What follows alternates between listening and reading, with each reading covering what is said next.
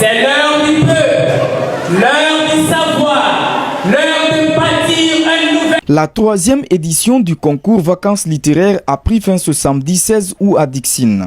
Initié par la mairie de la commune, cet événement à la fois éducatif et culturel avait pour ambition d'occuper sainement les jeunes pendant les vacances, tout en stimulant leur goût pour la lecture et l'écriture. Réunissant l'ensemble des 22 quartiers de Dixine, la compétition a mobilisé 44 candidats dès le départ. Après plusieurs phases de sélection, seuls 10 finalistes se sont retrouvés en lice pour décrocher le titre de lauréat dans leurs catégories respectives. Durant ces 3 jours de compétition, nos candidats issus des 22 quartiers de la commune de Dixine ont fait preuve de rigueur, de passion et de détermination. À travers leurs prestations, ils ont démontré que la jeunesse guinéenne est non seulement talentueuse, mais également porteuse d'avenir. Mes félicitations les plus sincères vont donc à tous les participants et plus particulièrement aux lauréats de cette édition.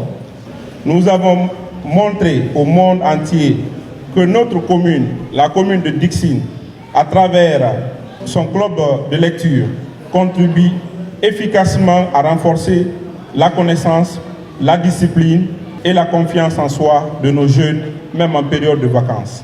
Aux lauréats, je dis bravo et persévérez dans vos efforts. Aux autres, je rappelle que la véritable victoire, c'est l'expérience acquise et le chemin parcouru. Au terme des épreuves, 2 lauréats se sont distingués. Des jeunes visiblement heureux de porter haut les couleurs de leur quartier. Vraiment, je suis très ému parce que dès le début, j'ai déjà dit je vais gagner. Et je suis venu avec force. Je suis venu pour gagner ce concours vacances littéraires. Je tiens à remercier humblement la mairie et aussi le club de lecture et bien évidemment le ministre de l'éducation préuniversitaire et de l'alphabétisation. Je me sens bien et je suis content. Je me suis préparé en révisant, en prenant mon livre pour regarder les mots comme on écrit, pour que quand on me pose la question, je puisse répondre. Ce concours bénéficie de l'accompagnement du ministère de l'enseignement préuniversitaire et de l'alphabétisation. Une manière pour les autorités d'encourager la promotion de l'excellence et la formation des jeunes. Nous avons été beaucoup plus impressionnés par le niveau des élèves. Il est important pour nous, du MEPUA, pour le ministre Jean-Paul Seydi, de s'assurer que la qualité de l'enseignement-apprentissage est effective. À partir du moment où nous sommes satisfaits du résultat que ça a donné, nous ne ferons que continuer à soutenir, appuyer, en encourageant, en améliorant la qualité de l'organisation. Pour l'heure, nous sommes très satisfaits et le soutien du MEPUA ne fera pas défaut. Aujourd'hui, l'éducation est en refondation.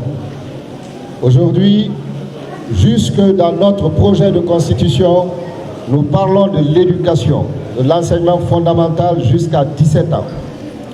Nous parlons de la promotion des langues nationales. Il faudrait donc qu'à la base, les autorités à la base s'impliquent dans l'accompagnement de nos enfants. Nous sommes en vacances. Beaucoup d'enfants sont sous la pluie en train de jouer, mais ceux qui sont là sont en train d'apprendre. Et j'ai lu sur les t-shirts, un enfant qui lit, c'est un avenir qui se construit.